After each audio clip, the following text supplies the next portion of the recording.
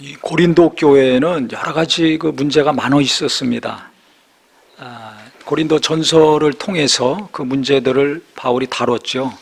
분열이 있었고, 또 간음의 문제가 있었고, 성찬의 문제가 있었고, 다양하게 교회 안에서 이루어질 수 있는 모든 그 갈등과 문제들이 고린도 교회에서 일어났었습니다. 그래서 그것들을 첫 번째 편지를 통해 가지고 바로잡고 권면하고 책망하고 교훈을 했는데요. 이 또 두 번째 편지를 그가 고린도 교회에 보냈습니다. 그 핵심은 뭐냐면 그 많은 문제와 갈등이 있었는데 거기에 더해서 이 바울의 권위를 인정하지 않는 무리들이 있었습니다. 그가 사도인데 사도의 권위를 인정하지 않아요. 지도력을 부인하고 있는 겁니다. 그러면 어떻게 됩니까? 바울이 지금까지 가르치고 전했던 복음에 대해서 흔들릴 수밖에 없는 거죠. 목사의 권위를 인정하지 않아요. 그러면 그 목사가 하는 설교가 어떤 영향을 미치겠습니까? 큰일 나는 거 아닙니까? 잘못이 있으면 모르지만 아무 잘못도 없는데 음해해가지고 모함해가지고 또는 오해해가지고 이 바울의 지도력, 사도권을 인정하지 않았습니다. 그래서 그것을 바로잡아 나가려고 기록한 것이 고린도 후서입니다. 다른 여러 가지 문제들도 언급을 했지만 핵심은 그거거든요. 그래서 1절, 2절의 말씀은 이게 한마디로 무엇이냐? 나는 복음을 전하는 일에 부끄러움이 없는 사람이다. 내가 어떤 이익을 위해 가지고 너희들에게 복음을 전하지 않았다. 내 이기적인 욕망이나 야망을 하나님 말씀에 섞어서 희석시켜서 전하지 않았다. 오직 예수 그리스도를 전했는데 그것은 진실하고 순수한 마음에서 하나님이 부르신 부름에 순종해서 한 것이다. 이것을 분명히 언급하고 있습니다. 그러면서 내가 그렇게 복음을 전했는데 만일 그 복음이 가리었다면 망하는 자들에게 가려진 것이라 하면서 4절에 그 중에 이 세상의 신이 믿지 아니하는 자들의 마음을 혼미하게 하여 그리스도의 영광의 복음의 광채가 비치지 못하게 함이라 그랬습니다. 그리스도는 하나님의 형상이니라. 하나님의 형상이기 때문에 복음에는 하나님의 영광의 광채가 있습니다. 복음만이 그렇습니까? 예수님 자체도 하나님의 아들이시잖아요. 하나님이십니다. 그렇기 때문에 예수님도 하나님의 영광의 광채가 있습니다. 그래서 6절에 보면 어두운데 빛이 빛이라 말씀하셨던 그 하나님께서 태초에 천지 만물 창조하셨을 때 세상이 어두우니까 빛을 먼저 만드셨죠. 그 하나님께서 예수 그리스도의 얼굴에 있는 하나님의 영광을 아는 빛을 우리 마음에 비추셨다고 했습니다. 예수 그리스도의 얼굴에 하나님의 영광이 있어요. 그 영광을 알 수 있도록 하나님이 우리에게 빛을 비추셨다는 것입니다. 이 하나님이 비추시는 빛, 즉 성령의 감동이죠. 누구든지 성령으로 말미암지 않고는 예수를 주로 신할 수 없다고 했는데 성령이 감동하셔야 하나님이 성령으로 빛을 비추셨을 때 우리는 마음이 열려서 예수님을 영접합니다. 예수님을 영접한다는 것은 예수님이 하나님의 아들이심을 인정하는 거죠. 예수를 믿는다는 것은 인간으로 오신 예수만이 아니라 내 죄를 구원하시고자 해결하시고자 십자가에서 죽으시고 부활하신 하나님의 아들이심, 즉 하나님이심을 동시에 믿는 것입니다. 100% 사람이시고 100% 하나님이신 예수를 믿는 거예요. 이게 인간적인 생각으로는 이게 인정이 될 수가 없습니다. 성령이 감동하셔야, 하나님이 빛을 비춰주셔야 그 영광의 예수, 하나님이신 예수, 구세주이신 예수를 받아들일 수 있고 믿고 구원받을 수 있는 겁니다. 그래서 요한복음 1장 14절에 분명히 말하고 있죠. 말씀이 육신이 되어 우리 가운데 거하심에 우리가 그의 영광을 보니 아버지 독생자의 영광이요 은혜와 진리가 충만하다 그랬습니다. 예수님을 딱 봤을 때 그 당시도 독생자의 영광, 하나님의 영광을 보는 자들이 있었습니다. 요한이 그걸 본 거예요. 침례 요한도 보라 세상 죄를 지고 가는 하나님의 어린 양이로다 본 겁니다. 또 그것을 본 자들이 예수님을 통해서 하나님의 영광, 독생자의 영광을 보는 자들이 그 당시도 예수 믿고 병도 고침받고 자유함을 얻고 구원받았습니다. 근데 그들의 공통적인 특징이 있죠. 누가 예수님의 그 영광을 봤습니까? 예수님의 얼굴에 있는 그 하나님의 영광을 누가 봤습니까? 그래서 누가 치료도 받고 구원도 받고 기쁨을 얻었습니까? 내가 죄인입니다. 나는 죄인입니다. 라는 것을 깊이 인식한 자들이 그 영광을 봤습니다. 심령이 가난한 자들이 봤습니다. 가난한 심령이 중요한 겁니다. 왜 예수님이 입을 열어 가르쳐 가라사대 처음에 가르쳤을 때 심령이 가난한 자 복이 있나니 천국이 저희 것이며 라고 하셨을까? 저는 시간이 갈수록 너무 그게 이해가 돼요. 그래서 그 말씀이 너무 갈수록 귀한 말씀으로 제게 와닿습니다. 심령이 가난한 것이 복입니다. 근데 언제 심령이 가난해집니까? 일이 안 될 때, 괴로울 때 심령이 가난해지잖아요. 우리가 살면서 일이 안 될 때가 얼마나 많아요. 모든 걸 쏟아부었는데 안 됐어. 심령이 얼마나 가난해집니까? 생각지도 않은 환난이나 고난이 닥쳤을 때 심령의 땅이 꺼지듯이 얼마나 낮아집니까? 그게 복이라는 것입니다. 왜? 그때 빛이 내게 비춰져 가지고 예수님을 알게 돼요. 그래서 우리 처음에 예수 믿을 때 생각해 보세요. 그 이전에는 안 믿었어요. 아무리 전도해도 안 믿어요. 듣기 싫어. 교회 가기도 싫어. 또 교회 가더라도 다시는 안 와야지. 설교를 들어도 뭐 들려오는 게 아무것도 와닿는 게 없어요. 성경을 보더라도 와닿는 게 없어. 누구는 은혜 받았다 그랬는데 설교 한번 들어보세요. 성경 보세요. 아무리 성경 사주고 자기들이 좋다는 설교지만 뭐 와닿는 게 있어야죠. 감정적으로나 이성적으로 와닿는 게 없어요. 그러니까 감동도 없고 깨닫는 것도 없고 믿을 수가 없는 거죠. 근데 그렇게 만드는 영들이 있다는 겁니다. 이 세상신, 마귀와 타락한 영들, 귀신들, 이것들이 가로막는다는 게 혼미하게 하여 그랬는데요. 이 헬라어 원어에는 티플로, 이게 무슨 뜻이냐? 눈을 멀게 하다, 어둡게 하다, 이런 의미가 있습니다. 그래서 새 번역에는 이 원어의 더 의미를 전달해 가지고 세상 신이 믿지 아니하는 자들의 마음을 어둡게 하여 이렇게 번역을 했습니다. 어떻게 보면 그게 더 정확한 의미죠. 어둡게 만든다는 거예요. 차단시킨다는 거죠. 가로막는다는 겁니다. 그러니까 아무리 듣고 보더라도 와닿는 게 없어요. 마음에나 생각에나. 그러니까 믿고 싶어도 못 믿어. 와닿는 게 없어. 느끼는 게 없어.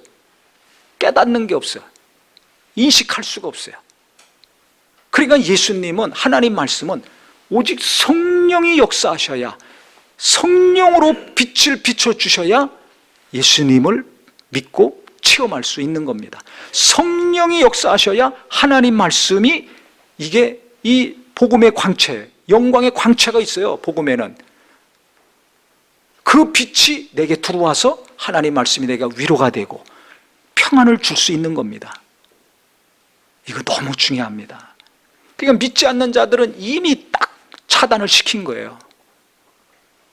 예수님 못 믿게, 말씀의 빛이 못 들어가게, 영광의 광채가 못 들어가게 막 가로막고 있는 겁니다. 환한 대낮에도 커튼, 두꺼운 커튼 쳐보세요. 방안이 깜깜하죠. 그와 같은 거예요. 그래서 예수님이 요한복음 1장에 보면 참 빛이다, 그 빛이 세상에 와서 각 사람에게 빛을 비췄다. 근데 어둠이 깨닫지 못하더라 했죠. 깨닫는 사람이 있고 깨닫지 못하는 사람이 있어요. 느껴져야, 인식이 돼야 깨달아지고 믿지요. 근데 이게 안 되는 거예요. 왜? 가로막혀가지고. 누가? 이 세상의 신이, 마귀와 그에 속한 영들이 차단을 시킨다는 겁니다. 근데 이 차단된 것이 언제 무너지고 열립니까? 심령이 가난해질 때. 보라, 지금은 구원의 날이요 은혜 받을 만한 때라 그랬어요.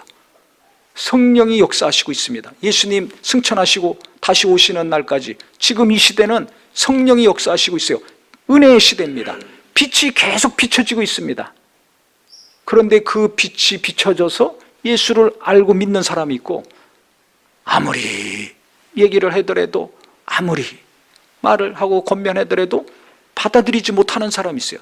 또 믿고 싶어도 안 믿어지는 사람이 있어요.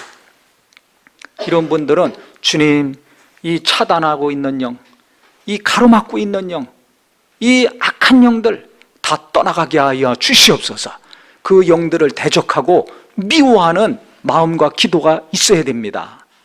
그래서 누군가를 전도해서 구원받게 하려고 한다면, 또 지금 어머니 태로부터 왔던지, 누군가의 인도함을 받아왔던지, 가정의 평안을 위해서 왔던지, 계속 예배하고 교회 나오고 있는 분들이 있다면 그 방해하는 영들이 다 떠나가서 빛이 임하게 하여 주시옵소서. 성령이 더 강력히 감동하여 주시옵소서. 그래서 예수님의 영광의 빛을 비춤받고 계속 말씀의 복음의 영광의 광채를 계속 받게 하여 주시옵소서. 그래야 예수 믿습니다. 그래야 말씀의 은혜 받습니다. 오늘 말씀 어땠습니까? 물어보면 좋은 말씀입니다. 끝. 이건 은혜 받은 거랑 다른 거예요. 인간적으로, 도덕적으로, 윤리적으로 좋은 말씀이에요. 맞는 말씀이에요. 유익이 되는 말씀이지 내 영혼에 와닿는 건 없어요. 와닿는 게 없어요. 뭔가 가로막혀 있는 거죠. 교회 왔다 가는 것으로 만족하면 안 됩니다. 아이들도 교회 엄마 손 붙들고 오는 것으로 만족하면 안 됩니다.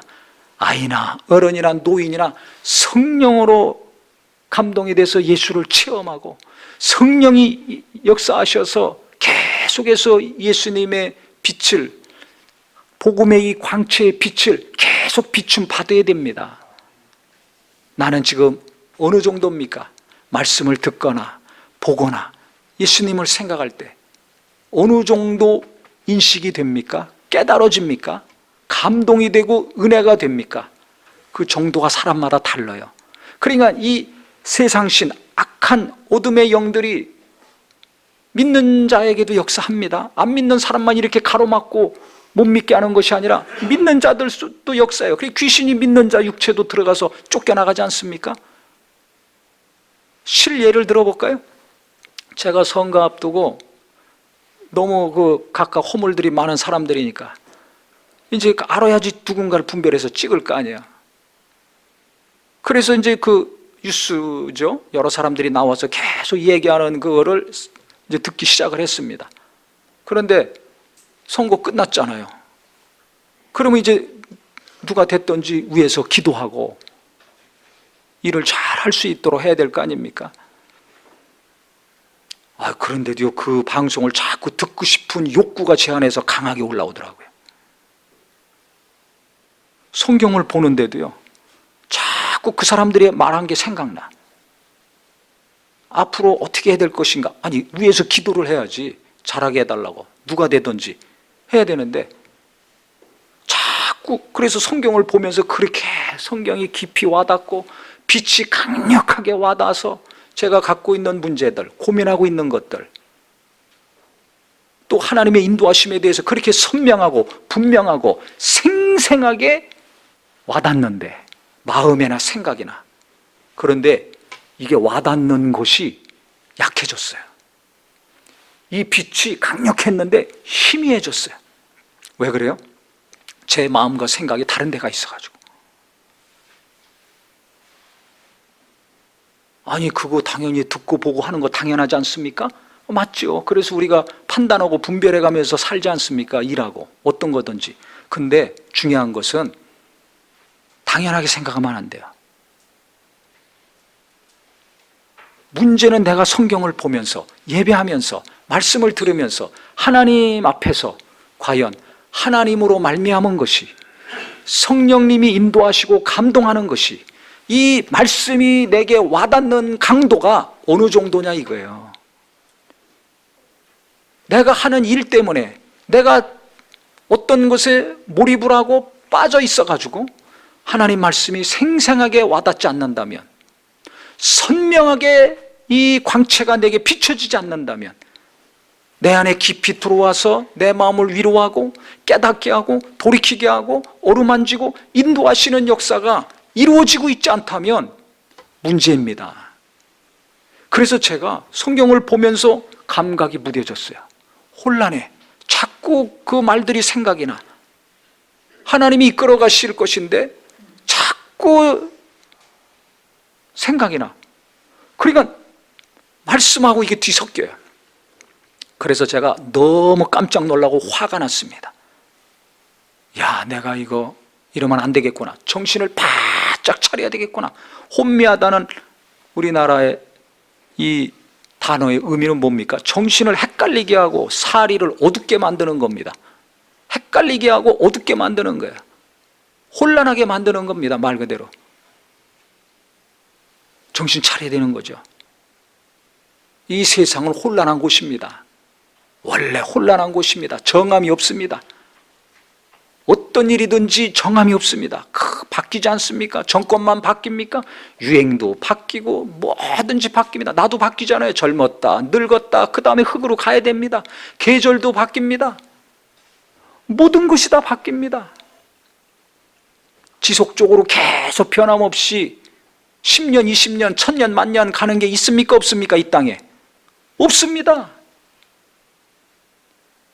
변하지 않는 것은 진리예요.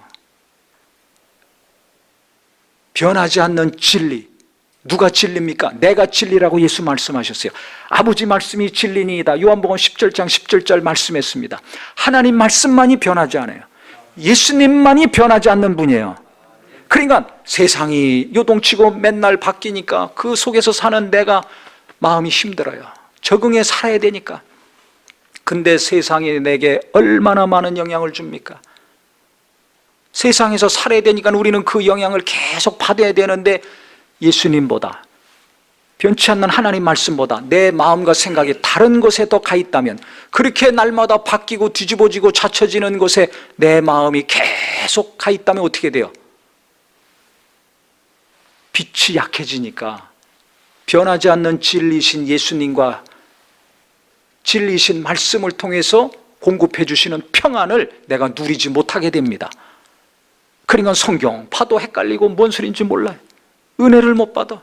받더라도 빛이 약하니까 조금만 받고 내 마음의 문제는 해결이 안 돼 있어. 예배했는데, 말씀 들었는데, 성경 봤는데, 기도했는데도 마음이 해결이 안 돼. 그거 왜 그래요? 빛이 약하게 들어와서 그래요. 은혜가 약해서 그래요. 왜? 뭔가 가로막혀 있는 거예요. 커튼을 다 열어야지 빛이 환하게 들어오는 거 아닙니까? 조금만 열려 있는 거예요. 동맥경화, 혈관이 막혀보세요. 얼마나 무서운 일이 일어납니까? 터지는 거 아닙니까? 그와 똑같은 거예요. 빛이 환하게 들어와야 되는데 내게 있는 문제가 해결되고 어둠이 다 떠나갈 정도로 은혜가 강력하게 들어와야 되는데, 충만히 들어와야 되는데 지금 찔끔찔끔 들어오는 거예요. 근데도 나는 문제의식을 안 느껴. 큰일 났다고 생각 안 해. 다른 게 큰일이야. 다른 게 문제지. 지금 내가 은혜가 부족한 거, 빛이 희미하게 들어오는 거, 이것에 대한 것은 심각하게 생각 안 합니다. 그래서 제가 말씀을 보면서 은혜가 약해지고 감동이 약해진 것 때문에 충격을 받았어요. 다른 것 때문에 충격받은 것이 아니라. 그래서 화가 났습니다. 야, 내 영혼이 정신 차려야 되겠구나. 내가 깨어 있어야 되겠구나. 내 마음과 생각이 너무 그 방송에 빠져 있었구나. 빨리 돌이켜야 되겠구나. 그래서 그렇게 내 마음과 생각이 도둑질 당한 것에 대한 분노, 그렇게 자꾸 유혹하는 영이 있는 겁니다. 그게 당연하고 마땅한 것이 아니라 하나님보다, 예수님보다, 내 마음의 평안과 위로와 생명을 주는 말씀보다 다른 곳에 더 내 마음이 가 있는 거잖아요. 도둑질 당한 거잖아요. 뺏긴 겁니다. 도적이 오는 것은 도둑질하고 죽이고 멸망시키려는 것뿐이요, 내가 온 것은 양들로 생명을 얻고 더 풍성히 얻게 하려 함이라 하셨습니다. 구원받게 하시고 끝난 것이 아니라 계속 풍성한 생명을 주시겠다는 거예요. 그러니까 너희는 내 안에 거하라 말씀하셨어요.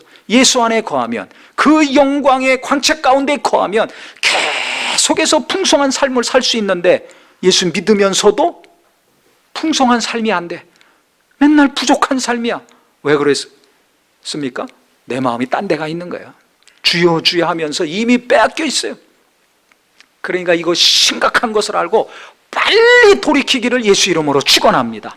다른 것 때문에 분노하지 마시고 이렇게 된 내 자신에 대해서, 이런 악한 영들에 대해서 분노하고 돌이키는 은혜가 있기를 바랍니다. 그래서 제가 심각하게 생각하고 정신 바짝 차리게 됐습니다. 그러면서 이 말씀을 보니까 너무 은혜가 되는 거예요. 이미 알고 익숙한 말씀이지만 내가 잠깐 유혹을 당했구나, 미혹을 당했구나. 우리가 항상 핸드폰 보죠. 뭔가 맨날 보잖아요. 이미 마음을 뺏겼어요.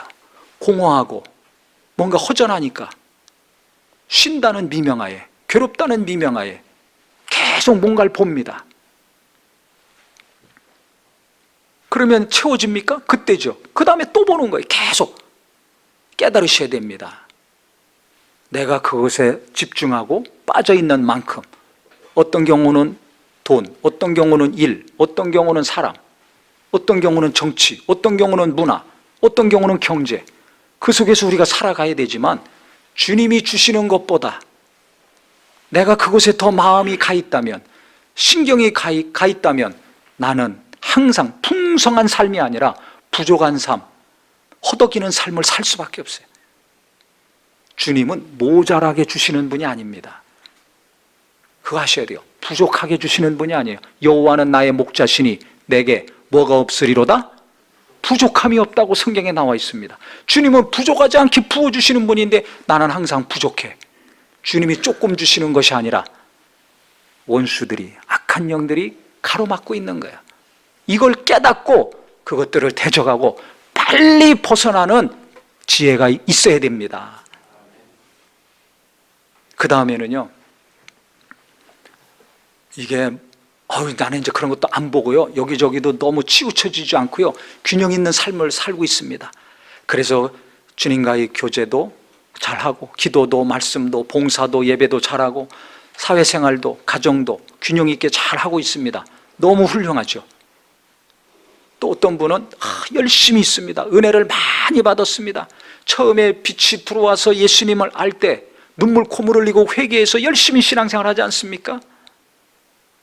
아니면 어떤 일이 생겼을 때 또 깨닫고 빛이 강력히 임하니까 은혜를 받고 열심히 합니다. 빛이 임하면 첫 번째 순서가 항상 내가 죄인임을 알아요. 내가 죄인임을. 그러니까 회개하고 예수님을 믿게 되는 겁니다. 빛이 강력히, 성령이 강력히 역사하시면 예수님을 깊이 체험합니다. 그분이 얼마나 영광스러운 분인가를 알게 돼요. 그래서 이런 더러운 죄인을 위해서 대신 죽으시고 구원하셨다는 것이 강력히 체험이 됩니다. 마음으로, 이성적으로 강력히 체험이 되고 깨달아지니까 예수님을 잘 믿게 되죠. 죄에서 자유함을 얻었으니까 은혜와 진리가 충만하더라 한 것처럼 용서받은 게 은혜예요. 내 힘으로 된 게 아니니까, 내 열심으로 된 게 아니니까. 그러니까 너무나 고마운 예수님, 감사한 예수님이 됩니다. 그래서 감사가 없던 자가 용서받았기 때문에, 은혜 받았기 때문에 감사하게 되고, 죄에서 자유한 자 됐기 때문에 기쁨이 나옵니다. 그래서 강력한 주님의 영광을 체험한 사람, 강력한 복음의 광채가 비춰져서 죄인임을 깨닫고 주님 만난 사람들의 특징은 세 가지가 있습니다. 자유, 감사, 기쁨이 있습니다. 죄에서 자유, 자기의 모든 허물과 연약함에서 자유를 누렸기 때문에, 왜? 용서해 주셨으니까, 용서받았으니까. 그렇기 때문에 기쁘고 감사한 거예요. 그런데 이게 빛이 이제 희미해졌네. 그러니까 기쁨이 없고 감사가 없어요. 여기에 매여서 종로로 타는 삶을 다시 살게 되는 거죠. 그 다음에 열심히 있는 사람, 은혜 받아서 이제 열심히 했습니다. 난 저 사람들과 달라. 기도도 열심히 하고 성경도 열심히 보고 막 열심히 했어요. 그러면 무슨 일이 벌어지는가? 자기도 모르게 열심히 한 것이 내 의가 되고 공로가 됩니다. 그런데 이것을 보면은 괜찮은데 원수는 이걸 또 싹 가립니다. 보지 못하게 해요. 예수 못 믿게 싹 가린 것처럼 바리새인과 서기관들 얼마나 열심히 신앙생활 했습니까? 마음은 하나님과 멀어진데 행위로 얼마나 열심히 했습니까? 그 열심히 의가 돼가지고 네가 사람으로 왔는데 어떻게 하나님의 아들이냐? 그래서 예수를 못 믿어요. 예수를 도리어 핍박했습니다. 죽였습니다. 예수님의 얼굴에 있는 그 독생자의 영광이 그들에게는 안 보여요. 왜? 자기들의 의가 가리워지게 소경으로 만든 겁니다. 내가 열심히 한 행위가 나를 소경 만든 거예요. 그래서 신앙생활을 열심히 했던, 직장생활을 열심히 했던, 공부를 열심히 했던, 자식을 열심히 키웠던, 무언가 내가 열심히 한 사람의 대부분은 나도 모르는 사이에 내 안에 내 의가 있습니다. 나도 모르는 사이에 자란 내 교만이 있습니다. 이것이 보이질 않게 돼요. 그럼 어떻게 돼요? 누군가의 열심히 안 하고 제대로 안 하는 사람들이 눈에 들어오고 판단이 되고, 심하면 비난이 되고 정죄가 되고, 더 심하면 화가 납니다. 화를 내. 상대방에 대해서 화를 내요. 근데 그걸 몰라. 내게 어떤 문제가 있는지 이게 보이질 않아요. 시편에 보면요, 19장 12절에 자기 허물을 능히 깨달을 자 누구리요? 나를 숨은 허물에서 벗어나게 하소서. 이 고백이 있습니다. 자기 허물을 능히 깨달을 자 누구냐? 남의 허물은 다 알아요. 몇 번 만나보면 뻔히 알아요. 안 만나도 뉴스를 통해서 뻔히 알아요. 남의 허물은 너무 잘 알아. 망원경, 현미경 갖다 놓고 너무 잘 알아요. 그런데 자기 허물은 내가 압니까? 모르는 허물이 너무 많아요. 왜요? 안 보여요. 그러니까 마귀가, 이 세상의 악한 영들이 나의 허물, 내 연약함, 내 죄, 내 더러운 것은 안 보이게 딱 가로막게 하는 일을 합니다. 남의 허물은 너무 잘 보이게 합니다. 그러면 무슨 일이 일어납니까? 누군가 내에 대해서 내 허물을 얘기할 때 권면하거나 바꾸라 그러거나 그거 하면 안 된다고 얘기할 때 받아들입니까? 나는 모르니까, 안 보이니까 나는 모르는 거예요. 그러니까 상처를 받아요. 나를 위해서 한 말에 대해서 내가 상처를 받아. 듣기 싫어. 화가 납니다. 왜 그런 줄 아세요? 수십 년 얘기했는데도 안 바뀌어. 왜 그런 줄 아세요? 안 보이니까. 눈을 멀게 하고 있어요. 원수가 그렇게 했던지 내 교만과 내 의와 내 강한 확신이 나를 소경 만든 겁니다. 바리새인들 소경 만든 것처럼. 그런 것이 누구나 있어요. 그래서 나를 숨은 허물에서 벗어나게 하소서 이렇게 간구했습니다. 숨어 있어요. 어둠 가운데 숨어 있어. 그냥 내가 모르는 거예요. 근데 이게 보여질 때가 있습니다. 그 언제 보여지는지 아세요? 빛이 임하면. 근데 그 빛이 임해서 우리가 예수 믿듯이, 은혜 받듯이 내 허물을 보게 될 때는 언젠가? 심령이 가난할 때입니다. 처음에 예수 믿을 때나 예수 믿고 난 이후나 열심히 신앙생활 할 때나 안 할 때나 똑같이 언제 내 허물을 보는가? 언제 내가 영적으로 심각하다는 것을 깨닫는가? 심령이 가난할 때, 고난이 닥쳤을 때 그걸 깨닫고 보게 되더라고요. 보게 되니까 내가 안 거 아닙니까? 인식이 되는 거예요. 아, 내게 이런 허물이 있구나. 고난이 없을 때는 몰랐어요. 일이 잘 될 때는 몰랐어요. 근데 일이 안 될 때, 고난이 닥쳤을 때 저도 제 허물을, 숨겨졌던 허물, 수십 년 동안 안 보였던 것이 보이기 시작했습니다. 그래서 개척한 다음에 제가 하나님께 감사한 것은, 그 이전에는 많은 성도들 앞에서 항상 설교하고 집회나 부흥회나 세미나 막 인도하고 했는데요, 그때는 보지 못한 것들 개척한 다음에 뭐 금방 교인들이 막 푹팍팍 늘어나는 게 아니잖아요. 맨 땅에서 몇 가정 가고 시작했을 때부터 쭉 계속해서 하나님이 깨닫게 하시는 것은 뭐냐? 제 허물을 보게 하시더라고요. 만약에 처음부터 막 수백 명, 수천 명 막 계속 쏟아져 들어왔다면 그 허물 제가 봤을까요? 못 봤을까요? 못 봅니다. 사업이 계속 잘 되면 허물 못 봅니다. 자식들이 계속 잘 나가면 허물 못 봅니다. 그래서 제가 최근 몇 년 동안 하나님이 보게 하신 것은, 계속해서 깨닫게 하신 것은, 느끼게 하시고 인식하게 하신 것은 제 허물이었습니다. 그 이전에는 그냥 말씀을 전해서 교인들이 은혜 받아야 되니까, 생명이 넘쳐야 되니까 계속해서 죽을 힘을 다해서, 있는 힘을 다해서 했어요. 눈도 못 뜨고 서 있기도 어렵고 걷지도 못할 상황이지만은 진짜 목숨 걸고 했습니다. 그래서 내가 이 정도로 했어, 나는 최선을 다했어, 그것이 위로고 만족이었어요. 그런데 제 허물은 그때도 몰랐습니다. 일에만 빠져 있었죠. 교인들 살리는 것에만, 은혜 받는 것에만 빠져 있었어요. 그게 잘못됐다는 거 아닙니다. 근데 제 연약함은 전혀 보이지 않았습니다. 몰랐습니다. 다른 사람들은 알았을까요? 몰랐을까요? 너무 잘 알죠. 가족들이나 교인들은 잘 알죠. 주변에서 얘기합니다. 가족도 얘기합니다. 상처받죠. 받아들일 수 없어요. 왜? 내가 모르니까. 변명만 하고 변호만 하죠. 근데 개척한 다음에 큰 목회하다 작은 목회부터 시작해서 천천히 하나님이 일하시니까 뭔가 일이 팍팍 안 되는 거 아닙니까? 또 여러 가지 어려움들이 있습니다.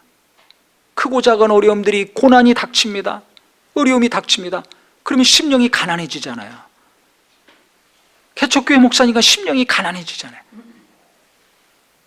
어려움이 겪을수록 심령이 가난해지니까 그때 비로소 제 허물이 보이기 시작한 거예요. 숨어있는 허물이 보이기 시작하는 거예요. 그러면서 그동안 제 아내가 얘기했던 게 맞구나, 가슴으로 느껴지고 이성적으로 깊이 깨달아지고 인정이 됐습니다. 그러니까 부르짖어 기도하고 회개할 것도 없이 뜨거운 눈물이 줄줄줄줄 나오고 가슴이 아파지죠. 뭐 때문에? 제 허물 때문에. 제 허물 때문에 가족들이 받은 상처와 아픔과 고통, 제 허물 때문에 교인들이 받았을 상처, 실망, 뭐 이런 것들 생각하니까 너무 가슴이 아픈 거예요. 그러면서 뜨거운 눈물이 나오는 거죠. 숨어옮겨진 허물이 심령이 가난해졌을 때 보이더라고요. 그렇게 말해도 안 바뀌던 것이 빛이 임해, 심령이 가난해져서 빛이 들어왔을 때 알게 됩니다.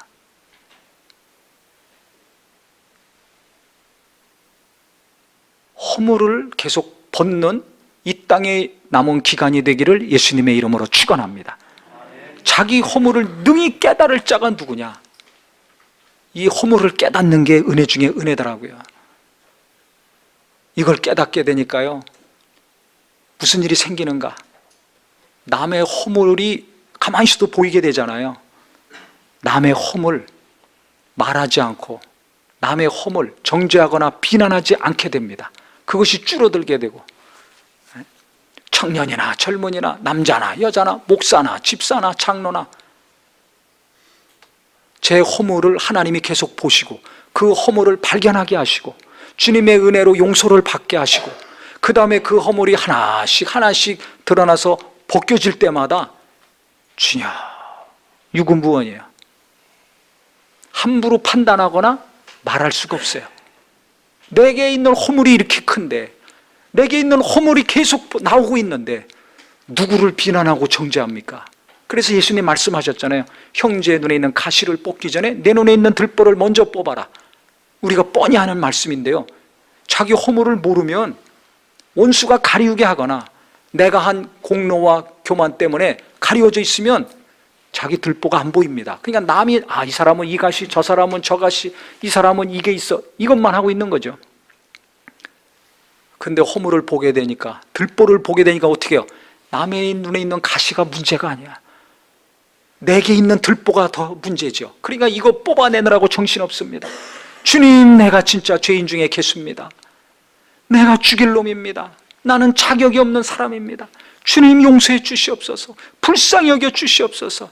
주님의 은혜를 구하고 긍휼을 구하고, 그러면 주님이 용서해 주시고 위로해 주시잖아요. 주님 앞에 계속 나가니까, 빛 앞에 계속 나가니까 계속 주님의 용서가 있고 은혜가 있고 위로가 있으니까 어떻게 됩니까? 허물이 벗겨지면서 감사가 나오고 기쁨이 나오죠. 할렐루야. 그런다고 또 고난이 없습니까? 그 다음에 또 어떤 고난이 있습니다. 원하고 열심히 했는데 안 되는 게 있습니다.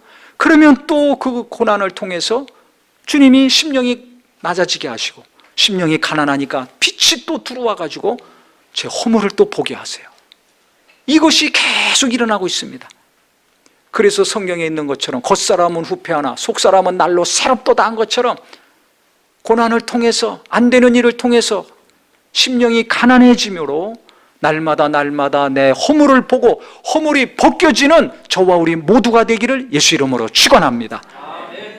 세상을 바꾸는 거, 누군가를 바꾸는 거 열심히 했는데 나를 바꿔야 되겠더라고요. 내 들보를 뽑아야 남의 눈에 있는 가시를 뽑아줄 수 있어요. 그래서 우리 모두가 내가 계속 새로워지는 것이, 개혁은 내가 새로워지는 것부터 해야 됩니다. 말로만이 아니라 혁신은 내가 새로워질 때 누군가를 새롭게 하고 변화시킬 수 있더라고요. 그래서 최근 몇 년 동안 하나님께서 계속해서 저를 변화시키시고 허물을 보시고 허물이 어떤 것인지 계속 발견하게 하시기 때문에, 주님 불쌍히 여겨 주시옵소서. 하나님의 은혜가 없이는 나는 살 수 없습니다. 일할 수 없습니다. 주여 은혜를 주시고 지혜도 주시고 힘도 주시고 말씀도 주시고 계속해서 도와주시옵소서. 하나님을 의지할 수밖에 없더라고요. 뭔가 좀 열심히 하고 되면 그냥 그렇게 계속 합니다. 하나님 의지 않아도 그렇게 할 수 있습니다. 잘할 수 있습니다. 근데 진짜 빛이 들어와 가지고요, 빛 가운데 계속 허물을 발견하고 또 발견하다 보니까 아무리 잘하고 아무리 열심히 했더라도 그게 다 하나님의 은혜였구나 하는 것을 깊이 깨닫게 됩니다. 바울의 고백이 아니라 나의 고백이 되더라고요. 왜? 이렇게 허물 많은 자인데 그렇게 살고 일하게 하신 것 자체가 엄청난 은혜구나. 엄청난 은혜구나. 이걸 깨달았습니다. 그래서 우리가 지금 나를 가로막고 있는, 나를 소경으로 만들고 있는 내 마음을 어둡게 하고 있는 것이 무엇인가, 이거 미워하고 분노하고 대적하시고요, 마음이 흔들릴수록, 혼란할수록 이 세상을 바라보고 그곳에 계속 미혹을 받아서 깊이 빠지는 자가 아니라 거기서 빨리 벗어나서 내게 빛을 비춰주시는 예수, 내게 정말 생명과 함께 위로와 소망을 계속 강력히 비춰주시는 진리의 말씀을 더 가까이 하는 귀한 마음이 되기를 바랍니다. 그래서 우리 심령 모든 성도들이 더 예수님을 가까이 하고 말씀을 가까이 하고 사모할 때 우리 주님께서 환하게 해주시는 마음, 근심과 염려와 걱정은 떠나가고 무엇보다 내 숨겨졌던 허물도 자꾸 보게 하셔서 갈등이 줄어들고 싸움도 줄어들고 내가 변화된 만큼 관계가 좋아지고 행복한 가정이요 교회요 일터가 될 수 있을 것입니다. 그래서 이 땅에 사는 동안 남의 허물 신경 쓰지 말고 내 허물 다 벗고 깨끗한 신부, 정결한 신부가 되셔서 주님 만나는 귀한 삶이 되기를 예수 이름으로 축원합니다. 기도하겠습니다.